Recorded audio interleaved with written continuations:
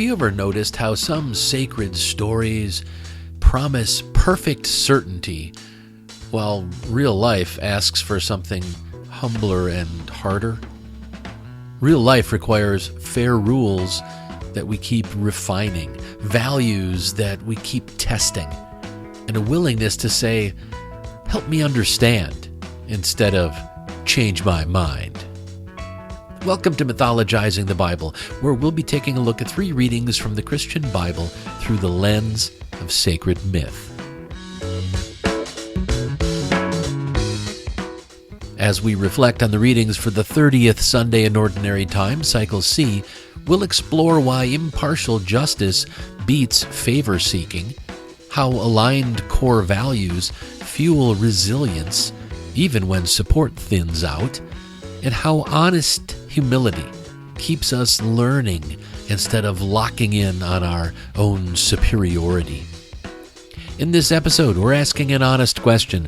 What happens when we set aside divine shortcuts and focus on the work underneath?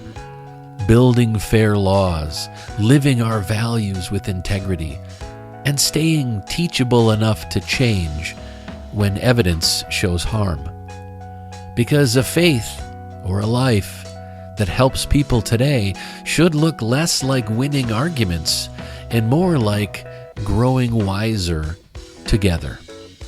So grab a comfy seat, a glass of your favorite beverage, and let's look at some ancient stories together in this edition of Mythologizing the Bible, where we'll be exploring the readings for the 30th Sunday in Ordinary Time, Cycle C of the Roman Catholic Lectionary. In this series, we're exploring readings from the Bible through the lens of sacred myth, looking for interpretations and lessons that don't demand a belief in the supernatural.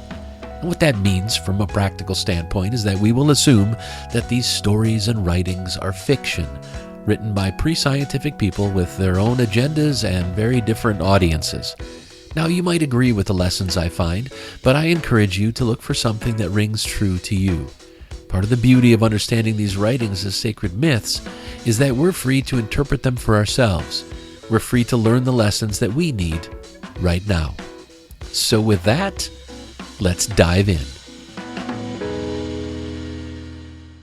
As I said, tonight we'll be looking at the readings for the 30th Sunday in Ordinary Time, Cycle C. Our first reading is from the book of Sirach. It's chapter 35, verses 12 through 14, and verses 16 through 18. Our second reading is from the second letter to Timothy. It's chapter 4, verses 6 through 8 and 16 through 18. And our gospel reading is from Luke. It's chapter 18, verses 9 through 14.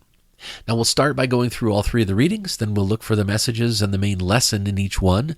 Finally, we'll bring everything together, look at what it means for us today, and talk about where we go from here. And with that, let's begin. Our first reading is from the book of Sirach. For the Lord is the judge, and with him there is no partiality. He will not show partiality to the poor, but he will listen to the prayer of one who is wronged. He will not ignore the supplication of the orphan or the widow when she pours out her complaint. Those whose service is pleasing to the Lord will be accepted, and their prayers will reach to the clouds. The prayer of the humble pierces the clouds, and it will not rest until it reaches its goal. It will not desist until the Most High responds and does justice for the righteous and executes judgment. Our second reading is from the second letter to Timothy. Beloved, as for me, I am already being poured out as a libation, and the time of my departure has come. I have fought the good fight. I have finished the race. I have kept the faith. From now on there is reserved for me the crown of righteousness, which the Lord, the righteous judge, will give me on that day, and not only to me, but also to all who have longed for his appearing. At my defense, no one came to my support, but all deserted me. May it not be counted against them. But the Lord stood by me and gave me strength, so that through me the message might be fully proclaimed, and all the Gentiles might hear it. So I was rescued from the lion's mouth. The Lord will rescue me from every evil attack and save me for his heavenly kingdom. To him be the glory forever and ever. Amen. And our gospel reading is from Luke. Jesus addressed this parable to some who trusted in themselves that they were righteous and regarded others with contempt. 2 men went up to the temple to pray, one a Pharisee and the other a tax collector. The Pharisee, standing by himself, was praying thus, God, I thank you that I am not like other people, thieves, rogues, adulterers, or even like this tax collector. I fast twice a week. I give 1/10 of all my income. But the tax collector, standing far off, would not even lift up his eyes to heaven, but was beating his breast and saying, God, be merciful to me, a sinner. I tell you, this man went down to his home justified rather than the other. For all who exalt themselves will be humbled, but all who humble themselves will be exalted. All right, so let's go back and take a critical look at these readings and see what learnings and lessons we can find if we dig around just a little bit. So our first reading was from Sirach, and in this reading, Sirach tries to say 2 things at once. God shows no partiality, and God favors those who have been wronged, which is God showing partiality. That tension exposes a bigger issue. This mythological tale confuses the character of the judge with the quality of the law. If justice depends on currying favor or praying long enough to be heard, it isn't justice. It's patronage dressed up as piety. From a humanist angle, the standard shouldn't be please the judge. The standard should be measure everyone by the same fair set of rules. Strip away the supernatural and you get a familiar civic lesson. Systems must protect the vulnerable because the law is just, not because the powerful feel merciful today. Orphans, widows, and anyone without leverage shouldn't need special access to a throne. They should have reliable access to due process. That's the point of impartiality. Consistent rules, transparent reasoning, and remedies that don't depend on insider status or performative devotion. So our task isn't to perfect our pleading. Our task is to perfect our policies. Write laws that prevent harm. Enforce those laws evenly and design institutions that are accessible, accountable, and humane.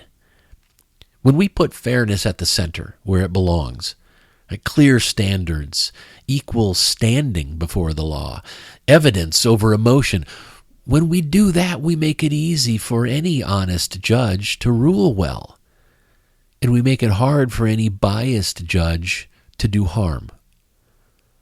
Justice becomes a habit of the community, not a favor from the bench. So the main lesson I got from our first reading is that we should abide by laws that are fair and just. The reading gives a nod to impartiality, but then leans into winning the judge's attention. A better path is to build a world where fairness is baked into the rules and it's available to everyone. Now, that means advocating for laws that protect the powerless without requiring special pleading, and then living by those laws ourselves, consistently, visibly, and with integrity. We should abide by laws that are fair and just. Our second reading was from the second letter to Timothy, and in this reading, Paul names a feeling many of us know too well. Standing for what's right and suddenly realize, oh, the crowd has thinned. Now that sting of abandonment, it can make anyone doubt their course. Now, as usual, we set aside the supernatural claim that a divine presence filled the gap, and what we get is we still have a real human question. What anchors you when the support of others seems to have evaporated? Now, the durable answer isn't wishful thinking or magical thinking. The durable answer is that it's clarity. Clarity is what supports you when other people have left. Clarity of knowing your values and knowing why this struggle matters. Core values aren't slogans. They're commitments that organize our energy when things like fear, fatigue, or loneliness roll in. When your thoughts, words, and actions align, when you can say, this is who I am, this is what I do, you generate intrinsic motivation. That alignment turns setbacks into feedback, not verdicts. You don't wait to be rescued, you practice resilience. And instead of outsourcing strength to something outside yourself, even something supernatural, you cultivate that strength like a muscle through daily choices that match your foundational values, your core values, the principles that you believe in. None of this means going it alone. Inner strength grows best in honest community. Right? The colleagues who take action together, the friend who listens, the mentor who sharpens your thinking. Ask for help from real people. Build small rituals that keep you grounded, like journaling or reflections and reviews, getting enough rest. And track concrete progress so you can see that your work matters. Purpose plus people equals endurance. Our values make it all moral, and then our good habits make it sustainable. Anyway, the main lesson I got from our second reading is that aligning with our core values gives us strength to fight the good fight. Paul's testimony points to a truth we can live without metaphysics. When the room empties, the inner compass that you've trained will still point north. Let your values set your course. Let your purpose be the fuel for your steps, and let your community steady your pace. That's how ordinary people keep showing up for what's right, even when it's hard or when it's lonely. Aligning with our core values gives us strength to fight the good fight. Okay, our final reading was from the Gospel of Luke, and when you take Jesus' parable out of its supernatural framing, you get a sharp contrast in posture. The Pharisee measures himself against the minimum, right? He's above the baseline, so he feels finished. He's done. He's checked the boxes. The tax collector measures himself against his potential. He's not there yet, so he stays teachable. One posture, the posture of the Pharisee, that posture closes the book. We're done. The other posture keeps the page open. Now, in human terms, humility isn't groveling. Humility is accurate self-assessment that makes improvement possible. Focusing on being better than others, it tends to breed complacency and certainly contempt. We start curating evidence that we're already good enough, and we start ignoring feedback that would help us grow. A healthier move is to compare yourself to your yesterday self. Am I more honest? Am I kinder, clearer? Am I more consistent than I was? That shift from superiority to progress, that shift creates space for curiosity, for apologizing with less defensiveness, and for making practical changes that stick. Humility also softens how we see other people. When I remember how far I still have to go, I tend to be slower to judge and quicker to understand when others do something not quite right. Now, that doesn't excuse harm. It invites accountability that aims at repair. Practically, it can look like asking for specific feedback, setting one small improvement goal at a time, and noticing when your pride is blocking the next step you really should take. The goal isn't to feel small, not try to make ourselves feel small and insignificant. The goal is to keep moving toward the person you could become. So the main lesson I got from our gospel reading is that a humble attitude helps us continue to learn and grow. The better lesson here is not think less of yourself, but think honestly about yourself. When we trade scorekeeping for self-honesty, we keep learning. We grow more compassionate, and we make steadier progress toward our best selves. A humble attitude keeps the door open to correction, to change, to becoming someone more useful to others.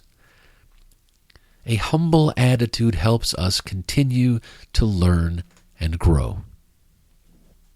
All right, let's review the lessons we've talked about so far. As a reminder, in our first reading from Sirach, the main lesson I came away with was we should abide by laws that are fair and just.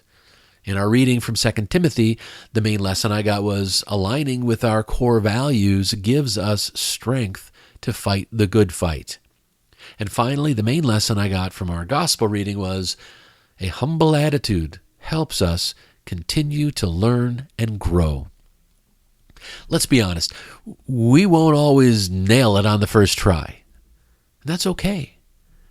The point is to back the best laws and values we can see right now, then keep the door open. Fairness, then, isn't a trophy you win. It's a practice you refine. So we choose values that seem right. We align our actions to those values, and then we listen. We really listen to the people who are affected. If a policy we like ends up hurting folks, we fix it. If a value we cherish is starting to produce harm, maybe we adjust it. That's not weakness. That's integrity. Humility keeps us from getting stuck in I'm right mode and frees us to get better together. So let's commit to this. Stand up for what seems just today. Invite feedback tomorrow and change course when reality proves us wrong. That's how individuals and communities grow wiser, by staying principled and staying teachable. So let's step back and take another look at these readings overall and see if we can figure out what these lessons really mean to us in our daily lives. To do this, I'll try to answer two questions. So what and now what? Okay, so what? Why should we care about any of this? Well, we should care about this because it's healthy to be willing and able to change our minds. The Change My Mind guy refers to a recurring meme and event series hosted by the conservative commentator Steven Crowder. Crowder sets up a table with a sign on a public street. Usually he's got some provocative political statement like, "The left is violent. Change my mind." And he invites people to come debate him. It's very popular, and lots of other folks have started to do the same thing. Unfortunately, the sentiment has spread all across the political spectrum, and it is extremely unhealthy because change my mind stops growth dead in its tracks. That sign isn't curiosity. It's a dare. When we stake out a position and make everyone else do the work of evaluating and challenging that position, we have slammed the door on learning. A better posture might be something like, here's what I think. What am I missing? That tiny shift invites perspective instead of performance. This is important because progress needs the scientific mindset, not debate team swagger. Scientists don't defend a pet theory. They try to break it. They try to prove their own theories wrong. Because if the idea survives good faith testing, that's great. If not, they've learned and improved. Treat your beliefs, especially about politics and religion, the same way. Look for disconfirming evidence, not just ammo for your side. Be humble enough to accept all valid evidence, even if it might prove your original position to be wrong, or at least less than perfect. We should care about this because humility turns feedback into fuel. When we assume we might be wrong, well, we make space to hear from people who are affected by our beliefs and the policies we support. That's how we catch harm early and fix it. By asking, listening, and adjusting before the damage spreads too far. This is important because better laws and stronger values are built. They're not simply declared. Fair and just isn't a label that we slap onto something. It's a process that we need to practice. So pilot your ideas locally. Track real outcomes and then revise and improve those ideas based on the feedback and data you receive. If a rule or a value hurts people, we should change it. If it helps, then we should try to scale it. That's integrity in action. We should care about this because learning to swap change my mind for help me understand is how everyday people get wiser faster. Stay principled, stay testable, and keep the door open. That's how we're going to build fairer laws, healthier communities, and a life that actually aligns with our best values. And the last question I try to answer is, now what? What are we supposed to do? Where do we go from here? Well, let's see if we can put our so what answer into action. Instead of defending a position like a debate champ, let's try testing it like a scientist. That means trading change my mind swagger for help me understand curiosity. It's a simple way to stay principled and teachable. It's a way to catch blind spots early and turn feedback into fuel. So with that in mind, here's your challenge for the week. Pick one belief you hold strongly. Set a 15-minute timer and look for the best arguments against it. Now, when you're doing this, stay away from the low-effort gotchas or the ridiculous memes that you can easily discard.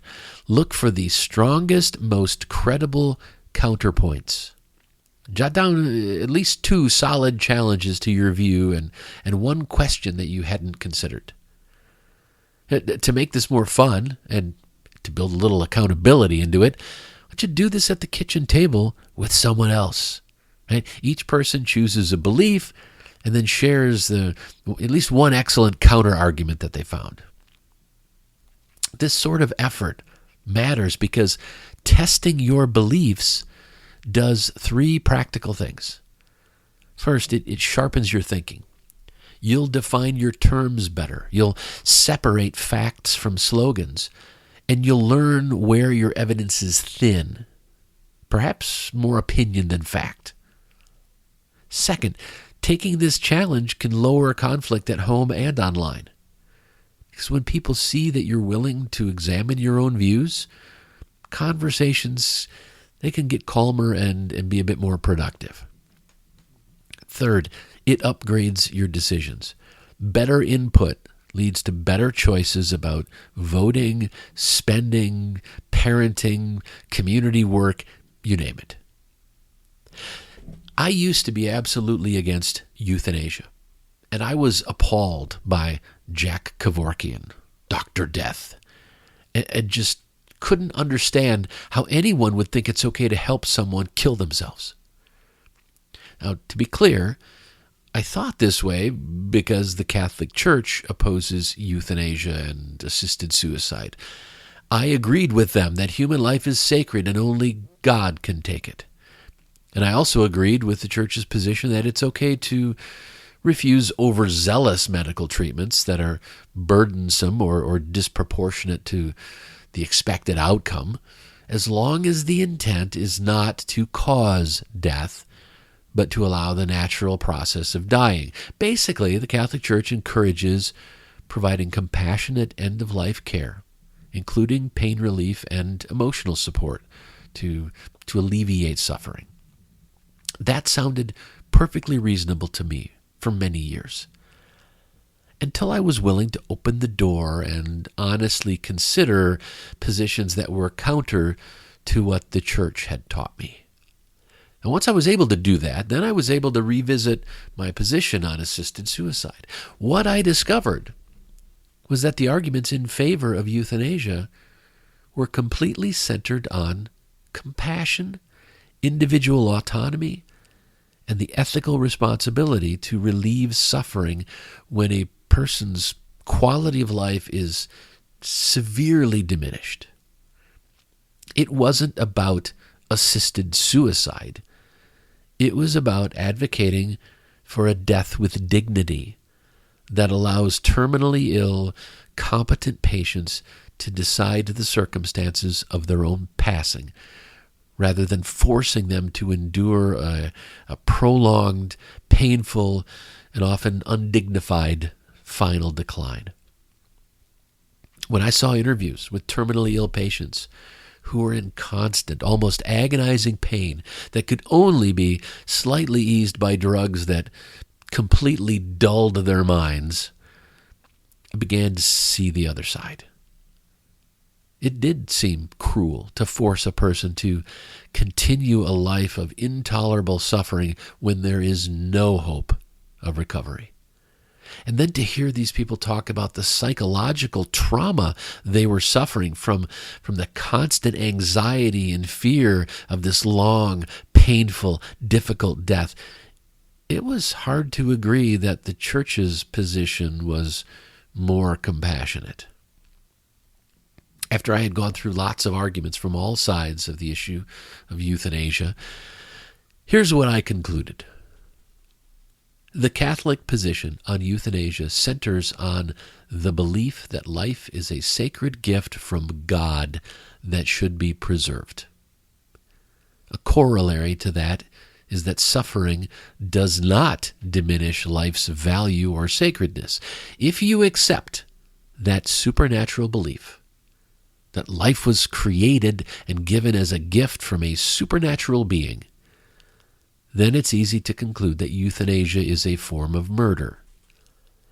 As far as their other arguments, right, that euthanasia isn't compassion, that the terminally ill are always vulnerable and unable to make these decisions themselves, that suffering is an opportunity for spiritual growth, all of the other arguments I had heard from the Church over the years didn't seem to hold up against the arguments in support of death with dignity. And I wasn't willing to support laws that forced terminally ill patients with no hope of recovery to endure excruciating pain and an undignified final decline just because I believed, at the time, that there was an invisible guy in the sky who disapproved of euthanasia. Now, I spent several years challenging and revising that belief, because the internet was a lot different back then, and it was hard to find good, credible information. It's a whole lot easier today. That's why I suggested that you take just 15 minutes to complete this challenge. Pick one belief you hold strongly and look for the best arguments against it. To keep it grounded and focused, here's what I suggest. Write your belief in one sentence, And then rate your confidence in that belief using a 10-point scale, where 0 is no confidence at all and 10 is there's no way that I'm wrong. Then find 2 credible sources with opposing views. Look to newsrooms with standards you respect, or peer-reviewed research, or expert explainers. After reviewing the counter-arguments, note one thing you'd revise if the counter-argument is correct, and then make that revision to your one-sentence belief statement, and then re-rate your confidence. But here's the thing, and it's a bit counterintuitive. If you make that one revision and your confidence drops, that's actually a good thing, because now you're starting to see your belief as a theory that you can continue to test and improve. If it continues to hold up as you explore other counter-arguments, that's also good. You've pressure tested it. Either way, you've practiced integrity, staying principled, and staying testable. Well, before I wrap things up, I'd like to leave you with one more thought. Philosopher and political economist John Stuart Mill wrote, "He who knows only his own side of the case knows little of that." This quote is at the heart of our challenge this week. If you only study arguments that agree with you, you don't actually understand your position. You're just defending it. Our challenge asks you to pick one belief and spend 15 minutes seeking the strongest counter-arguments. Now, that's not weakness. It's how grown-ups do wisdom. When you pressure test your views, one of 2 good things tend to happen. Either you refine your arguments and your beliefs become sturdier, or you update your belief and make it truer. Both outcomes build credibility with others, reduce pointless arguments, and improve real-world choices. How you vote, what you support, how you talk to your kids and grandkids and coworkers and neighbors. Mill's point is simple. If you want to really know what you believe, learn the best case against it, and then decide if your position or your belief needs to change.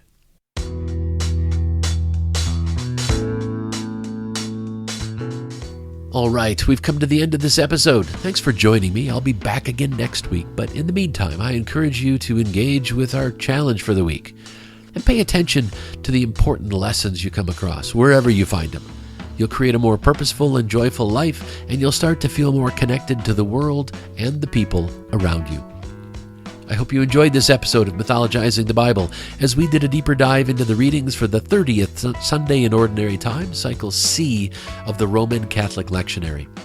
Remember that we must stand up for what seems just today, invite feedback tomorrow, and change course when reality proves us wrong. The Bible readings used for this episode are from the New Revised Standard Version, Updated Edition. Copyright 2021, National Council of Churches of Christ in the United States of America. Used by permission, all rights reserved worldwide. Thank you for listening. If you like this content, please consider telling a friend about it. The more people who hear the positive messages I'm sharing, the better. Mythologizing the Bible is a live-streamed series held most Thursdays at 8 p.m. Eastern Time on twitch.tv/thecodaproject. Every week, the audio of these Mythologizing the Bible presentations is released as a podcast. You can find both the podcast and the video versions of the presentations at thecodaproject.com. To learn more, to subscribe to my mailing list, to keep up on everything I'm doing with the Coda Project, please visit thecodaproject.com.